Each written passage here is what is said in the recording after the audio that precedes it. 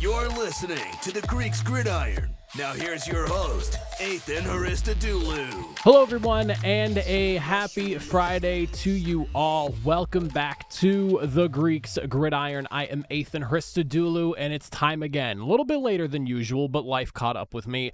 We're doing picks for Week 7 of the UFL. We have one of the biggest, if not the biggest games of the season for the UFL, barring the actual championship game that'll be coming up in a few weeks as well. The St. Louis Battlehawks traveling into Birmingham to take on the Stallions, among other games. We'll dive into all four. I'm going to make my picks. I'll break down the games. I'll give you guys my score predictions. But let me know in the comment section down below, who do you think's coming out winners? Do you agree or disagree with my picks? I would love to discuss with you all. And if you have not heard, the merch store has launched. If you want to get a t-shirt like the one I'm wearing here, feel free to do so. They are up and ready for you. But diving into the first game of the weekend, we're looking at Saturday at a 1 p.m. start. This one's on ESPN. We're looking at the Memphis Showboats heading into Arlington to take on the Renegades. This is an opportunity, in my opinion, for Arlington to potentially get their first win of the weekend. As for me, this is kind of a put my money where my mouth is type of deal. I've been touting that the Showboats are the worst team in the UFL for at least the last 2 or 3 weeks minimum, maybe even a little bit longer.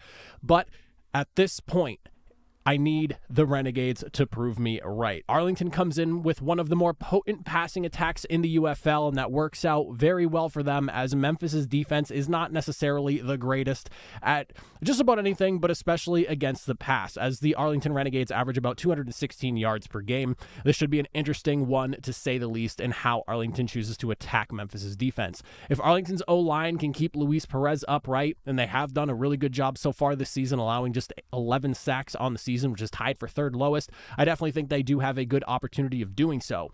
The defense could also have themselves a very strong week as well. I think one of the biggest issues, and I'm sure a lot of people agree, is that the defense in Arlington has just not been up to snuff and where it needs to be to help this team make their potential run back to the playoffs, as they're now 0-6. Playoff dreams are all but dashed at this point. This could be a turnaround weekend for them, or at least a bright spot in what has been a dim season. Memphis comes in averaging a league low 220 yards per game, and they are scoring just under 18 points per game on top of that, second lowest in the UFL. If there was ever a weekend for this defense to look good, it's against the Memphis Showboats and what has been a abysmal performance from the offense, to say the least.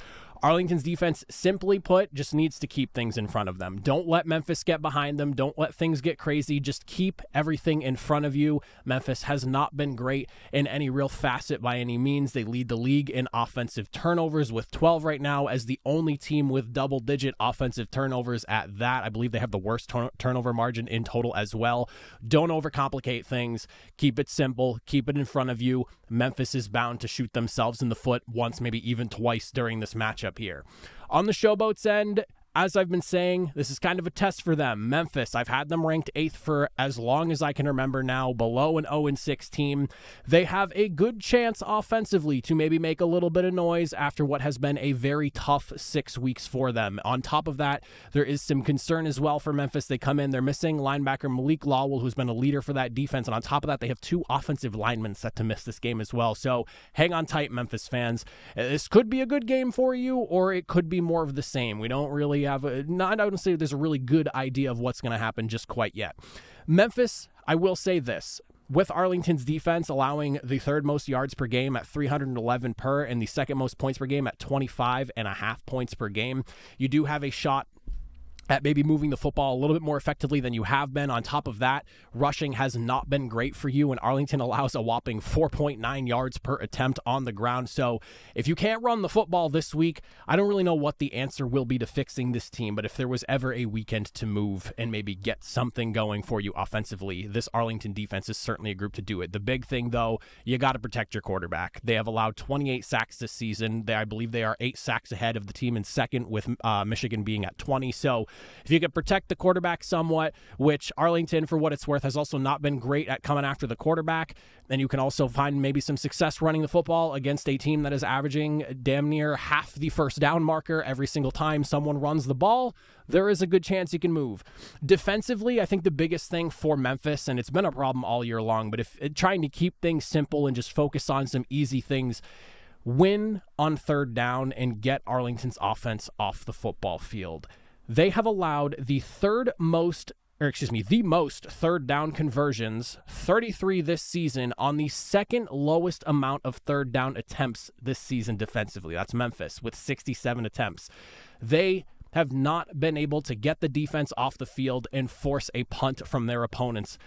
So if Memphis can, at the very least, pick one thing to really focus on this week and try to win at, win on third down, get Arlington's offense off the field, and you give yourself some semblance of a chance. Keep things simple and just win on that crucial third down, and you can give yourself an opportunity. You can't just sit back with Arlington's offense. You got to be aggressive, go after them, and get them off the football field. That being said, as for who I think comes out victorious in this matchup here, like I said, it's kind of a put my money where my mouth is type of deal, and I feel like I have to go with the Arlington Renegades in this matchup here. I've been saying for a while that I think they're better than their record actually is. I have had Memphis ranked 8th for I think the last 3 weeks or so in my power rankings, so I do think it would be wrong for me to not select Arlington, even if I did feel slightly different. So I'm going to go with what I've been saying. I'm going to take the Renegades. I think they finally get a victory and get themselves out of the winless column, and I will be very excited to see them do so. A little too late, but at the very least, you could say at least we're not just completely defeated. So give me Arlington's first win of the season this weekend. We're going to go ahead. We're going to jump over the next Saturday game because I want to save that one for last. So we'll talk about that one in a little bit. We're going to jump over to Sunday now, and we're going to talk the Michigan Panthers heading into D.C. to take on the Defenders. This one's going to be at 12 p.m. Eastern on ESPN. This is Sunday, May 12th now. So Michigan coming in to take on the Defenders. These two teams kind of hanging out right now in the middle of the league as Michigan is 4-2 and the Defenders are 3-3. There's a lot riding on this game for both of these teams, so I expect a really competitive matchup. I think we're going to get a really edgy effort from both of these teams here. The Panthers coming in, they're going to catch DC coming off of what was a very surprising victory over San Antonio, and I think the biggest goal for Michigan defensively in this game here is just trying to disrupt quarterback Jordan Ta'amu. If you can go after Jordan Ta'amu and prevent him from basically doing what he did last week, which was the best game I would argue he's had all season long, just statistically speaking, in terms of getting the football to his actual receivers at an effective clip, you have yourself a shot at shutting down this offense and ultimately coming away victorious here. When you look at what Jordan Ta'amu did last week, it was his first game crossing over the 60% completion mark, which is not good. Not good to say. It's good that he did it last week, but not good that that was the first time going into week number 6 of the year that he was able to do so. If you can throw him off with some pressure, and it's going to be tough to do so, I will say for a lot of the struggles that DC's had, they've been doing a good job of keeping Jordan Ta'amu upright. They have only 10 sacks allowed this season, which is good for second lowest. You do have a team in Michigan that can bring pressure and on top get to the quarterback. They have 14 sacks in the year. So if you can bring some pressure, throw off Jordan Ta'amu and just force him into some bad throws, which we have seen from him at certain points during this season here, you do have yourself a good shot at shutting down this offense. The run game hasn't been super effective in DC. I believe they are ranked either 3rd or 4th off the top of my head. I don't remember. I didn't write it down on my notes here, but they're a team that if you can at least shut down the passing game, they can't consistently rely on their running game to open things up for them or just to effectively move the football down the field. So shutting down Jordan Ta'amu is probably the biggest thing for me as far as Michigan's defense goes. Offensively, I think this one's kind of simple here. We've been seeing a lot of good things from Michigan's offense here, offensive line protection in the pass aside. I will say that if we can just turn some of these drives that we've seen from Michigan from field goals into touchdowns, I would feel a lot more confident in what Michigan is doing as a football team. Settling on 5 field goals last week, don't get me wrong, is fun to watch for Jake Bates, the kicker, and I'm very excited to see where he winds up in the NFL come this fall, because I'd be legitimately shocked if he doesn't find himself somewhere within the NFL come this fall. But it's not sustainable for consistently winning football games, in my opinion. DC's offense, for what it's worth, does average less than 19 points per game scored. So there is a potential that you could maybe get away with it again this week. Don't get me wrong, but for the long term of this team and for their championship aspirations, I think you need to be converting these field goals into touchdowns and stop settling for 3 so often. Don't be afraid to gamble a little bit and go for it some more on 4th down if need be, but let's just try to find ways to get into the end zone and stop forcing Jake Bates to be the hero. He's been doing a great job doing it, but if you want to win a championship, you're not going to win over St. Louis, or you're not going to beat out the Birmingham Stallions on the USFL conference side of the playoffs by not scoring touchdowns, plain and simple. The other thing I'll also be looking for here in this game, and something I really want to see from Michigan, is just leaning into Wes Hills and Matt Colburn in this matchup. I want to see their attempt numbers go up a little bit this week. The reason for that is DC allowing the 2nd most yards per game on the ground this season at 112. You have 2 very capable running backs who have shown in some spots this year that they can be very effective when given the opportunity, and I think this is the right defense to maybe lean on the run a little bit more and see what you can do and just kind of ground and pound the Michigan or the DC defenders into submission.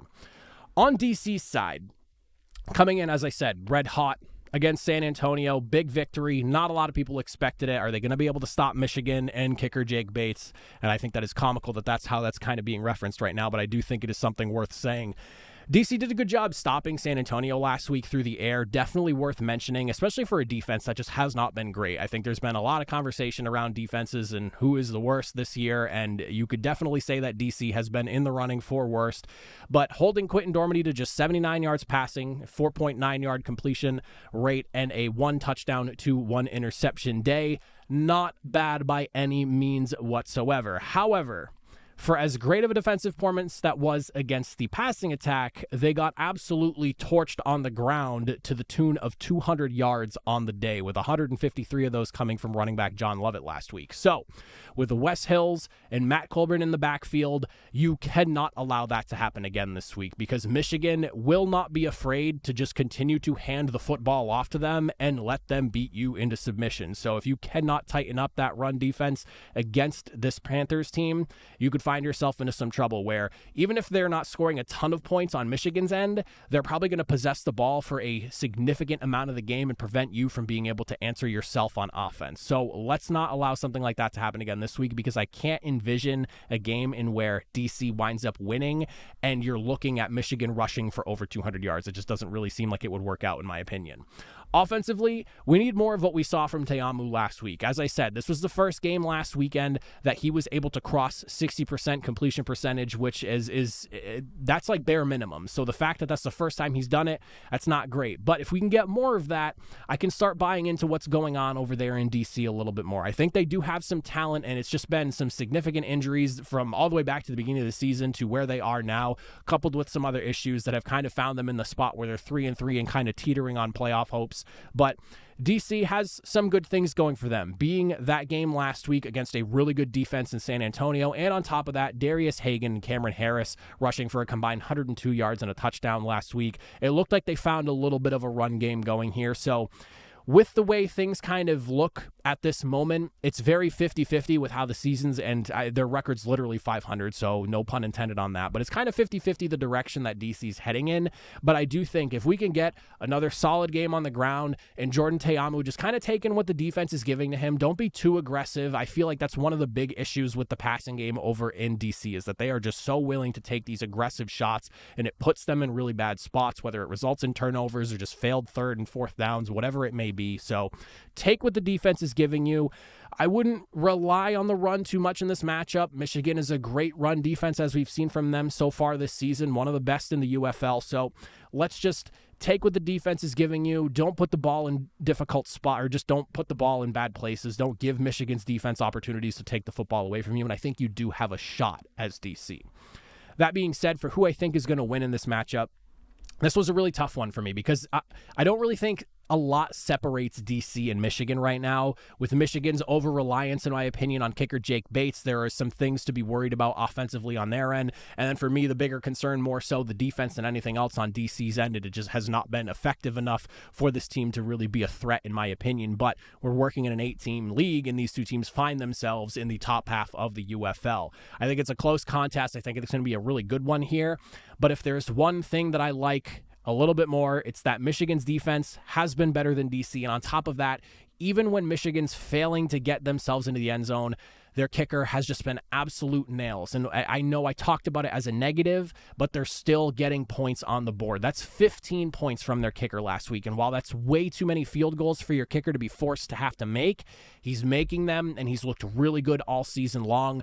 And Michigan's still finding points on the board. So I like Michigan a hair more in this matchup here. I'm going to take them for the victory, 25-22, but this is not what I'm super confident in. And if DC walks away victorious, I wouldn't be too surprised.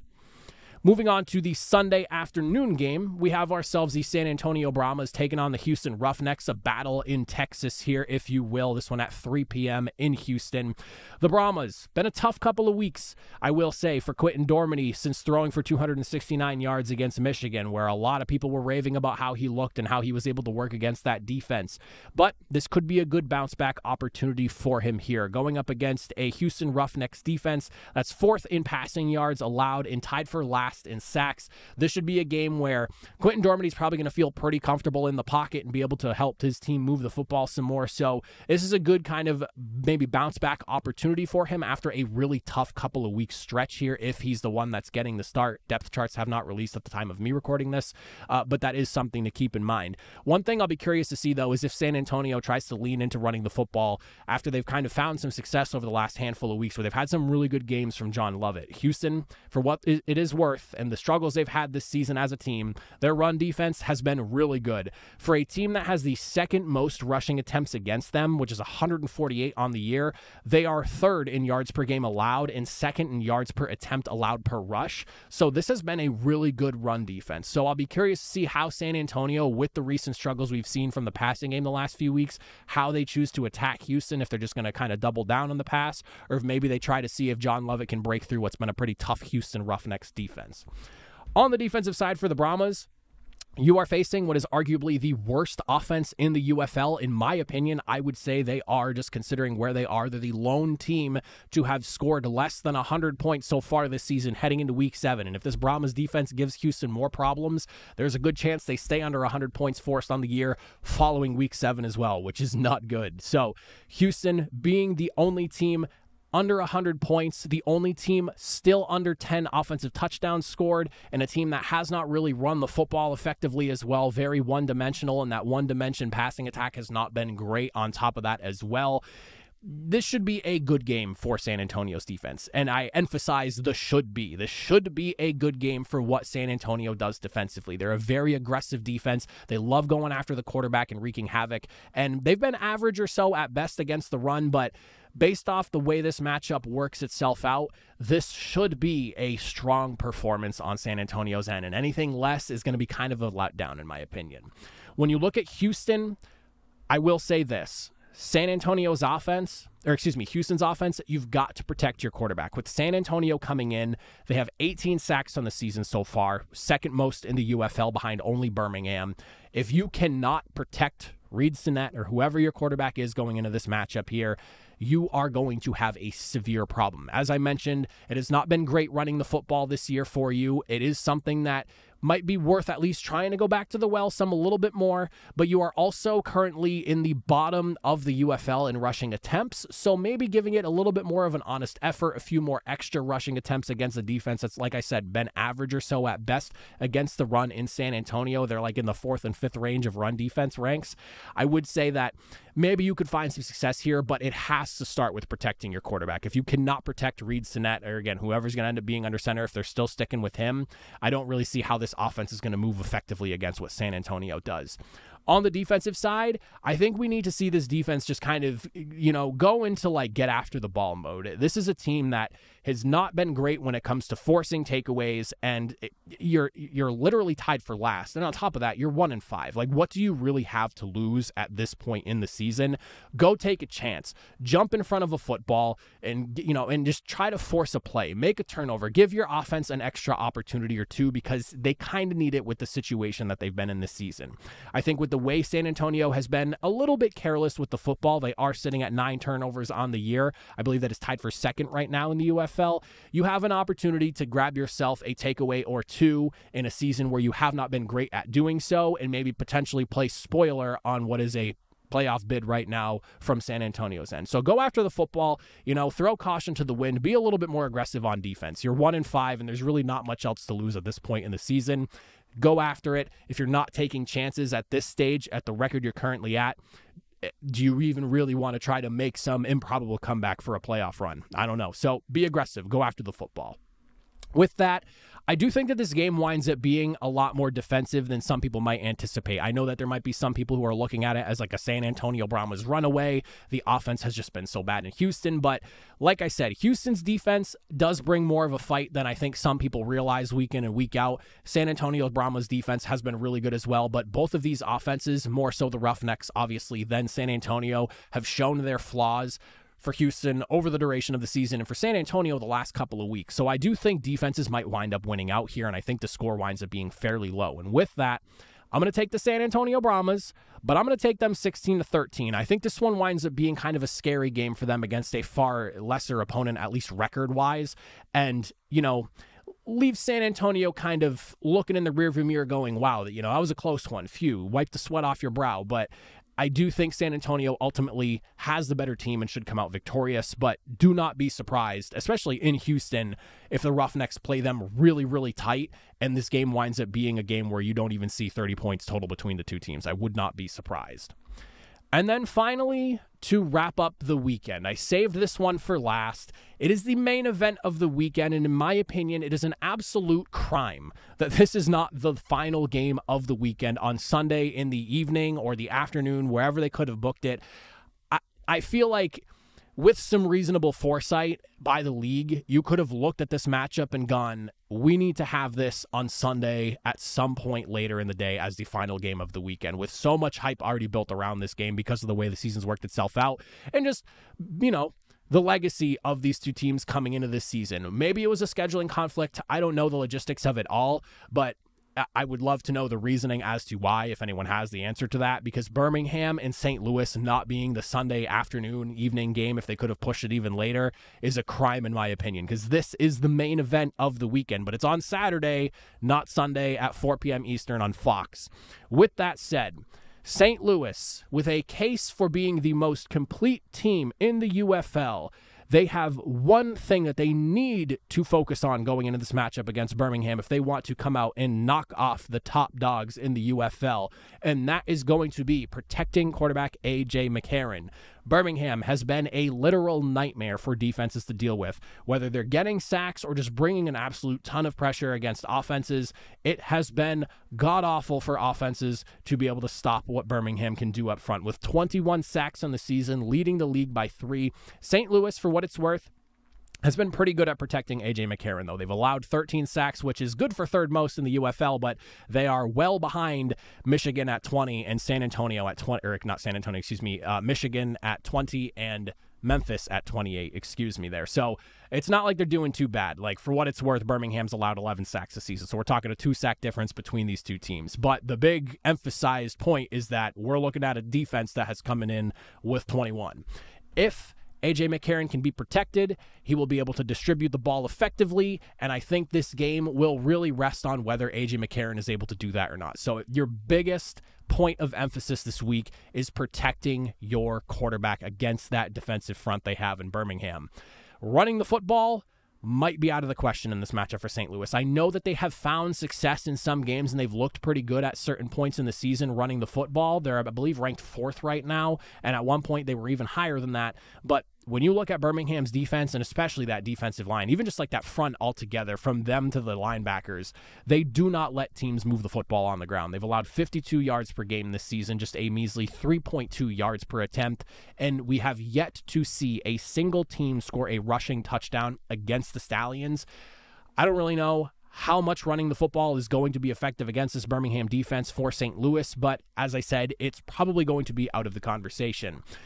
On the defensive side, if you are St. Louis, I think with how much talent Birmingham has, from the running back room to the wide receivers to your tight end and Jace Sternberger, and just how solid that offensive line has been over there for the Birmingham Stallions, you need to have one goal in mind, and that is contain Adrian Martinez within the pocket. Do not let him rip off the big runs. Do not let him extend the plays. Setting that pocket and not allowing him to get out of it is going to be key for this matchup here. You need to not only keep him contained, but I want to see them get to Adrian Martinez as well. For all the pressure that St. Louis has been able to bring this season as a defense, I will say that their biggest struggle, in my opinion, for what has been a really good group altogether, they just cannot finish that pressure. They can bring it. They certainly can, but they cannot finish. They're tied for last in the UFL right now with only 11 sacks on the season. You have way too much talent on Birmingham's side of the offensive ball that you can really focus on a single guy or two to try to like mitigate what they do, because they can burn you and they can beat you up in so many different ways. I think with the quarterback, obviously the most important position in football, with the way Adrian Martinez has been playing, how he's shown that he can beat you with his arm and with his legs, and if you give him time to extend plays, he's going to burn you. You've got to stop Adrian Martinez. If you do that, you can at least slow down this offense and focus on some other things. But your goal has to be to make Adrian Martinez's life as difficult as possible, because if he's not struggling to do what he likes to do, he's probably slicing and dicing you, and it's either with his arm or with his legs, because he's proven at this point he can do a little bit of both. So it's got to be stop Adrian Martinez. Don't worry about the lead receiver or the lead running back or Jay Sternberger at tight end. Like, don't worry about the rest of the skill players on Birmingham's offense. There's so many of them that you're going to get caught slipping because you're focused on one of those guys. Stop the quarterback that is the lead, the guy that gets all this going. You got to stop Martinez. For the Stallions, the way I look at them defensively, you kind of have to be ready for just about anything. St. Louis has had a few games this year. As I mentioned earlier, they've been good at running the football, and they've obviously been very good at passing the football. A.J. McCarron has been the most consistent quarterback, I would say, throughout the entirety of this season. He has 13 touchdowns, and 2 interceptions. And he's just done an excellent job of distributing the football, taking care of the football, and never really putting it in too much danger. So you have that, and you have a running game that has ripped off a few really big performances when the passing game maybe hasn't been quite as explosive. So you kind of have to come in being ready for anything and just kind of feel the game out and see what St. Louis is trying to do against you. I'm assuming they're going to lean more into their passing attack than anything else with how good Birmingham's run defense is on paper and how they have been all season long. But you kind of have to just go with the flow of things and see like what their focus is and take that away. But your obvious goal is to slow down A.J. McCarron, of course, because if you can't get to A.J. McCarron, you can't stop him, or you can't at least put him under duress. He's got a four-headed monster of wide receivers to throw to. I mean, Hakeem Butler has been a man amongst boys out there on the football field, especially the last few weeks. The guy's 6'6", like 230 pounds, and it's very clear that he is a much larger human being than everyone else he's playing against when it comes to him playing football. Then you have guys like Marcel Aitman, who's been an excellent receiver working alongside him. Then you guys like Ja'Cour Pearson and Darius Shepard. Like, there's so much depth in that wide receiver room. The focus needs to be just kind of mitigating Hakeem Butler as much as possible, because he has been killing teams, and then of course just bringing that pressure and disrupting what A.J. McCarron does. I think that's kind of your first focus, and that's probably where things are going to go. Offensively, for Birmingham, the way I look at this game, I think that my message to Birmingham in this is just to make sure you do not forget where your true strength lies as a football team on the offensive side of things. Birmingham has gotten to where they are this season, in my opinion, in large part because they have just been able to mercilessly ground and pound defenses into submission. It's not been pretty, but it's effective, and that is one of the best ways in this day and age, with the way defenses get built with a pass-first type of style of football being played in 2024. Go after them on the ground. I understand what Adrian Martinez has done through the air over the last few weeks has been very exciting, but what he can do with his legs and with that running back room that you have with so much talent that is clearly able to step up, even if it's not CJ Marable and it's somebody else, Ricky Person, whoever it may be, there is plenty of talent, and that offensive line is just filled with maulers that can pave out literal highways for your running backs to run down. Do not forget where your true strength lies. It's been fun seeing this passing game start to emerge, but when we were going into like week 4, week 5 of the season, we were looking at Birmingham as a team that you just simply could not stop on the ground, which is different than what you typically see in today's day and age of football. It's all about the pass, but Birmingham was killing people on the ground with performances going over 200 yards rushing on the ground. Stay physical in the trenches. Don't be afraid to get down and dirty and force St. Louis to stop you, because I don't quite know if that defense is going to be able to up front with how good you have been as a running offense in Birmingham. So just do not forget where your strength lies and what has gotten you here as a football team in the lead of the UFL at 6-0. With that, as for who I think comes out victorious in this big matchup, main event of the weekend, a crime that it's not at Sunday night. I've spent so much time thinking about this week, to the point where it's even kind of pushed this, in large part, my life pushed this being a day late, because I typically do these on Thursday, but even my thought process on how I wanted to pick this game and who I thought was going to come out victorious aided in some of that as well. My gut is telling me it's got to be the Birmingham Stallions. Just with how dominant the defense has been from start to finish this year, and the history of how good this defense has been year over year, the coaching that they've had over there, Birmingham just does not fail to show up. They do not fail to show up, ever. They are every single week, week over week, dominating opponents, and if they're not, they're always finding ways to win. St. Louis, don't get me wrong, is as big of a threat as anybody is in the UFL to what Birmingham currently has going on, and I would not be surprised to see them come out victorious either, because of just how good this football team is right now. But I think there's a little bit more balance and just a little bit more coming from the defense from Birmingham than what we're getting from St. Louis right now. I know the split is 50-50. I did a poll the other day as well. Honestly, I think it might even be in the lead of St. Louis right now with who runs the UFL at this moment. But there is a gut feeling that I'm going to stick with Birmingham Stallions. Maybe I'm being a USFL fanboy on top of that, because that's where I come from in this side of the merger. But I in my stomach, Birmingham Stallions. I think they go undefeated. It just feels right to me. So I'm going to take the Stallions, but it's a tight one. 27-26. I am not uber confident that the Stallions come in and just run away with this one. I think it is going to be one hell of a contest, and we're going to be very entertaining. I'm really looking forward to it. So with that, those are my picks going into week 7 of the UFL. Let me know in the comment section down below who comes out victorious. Let me know your scores, your predictions, how you're feeling going into week 7. But that's it for me. If you made it to the end, as always, greatly appreciate it. Check out the merch store if you're interested. I'll see you all next time. Have a good one.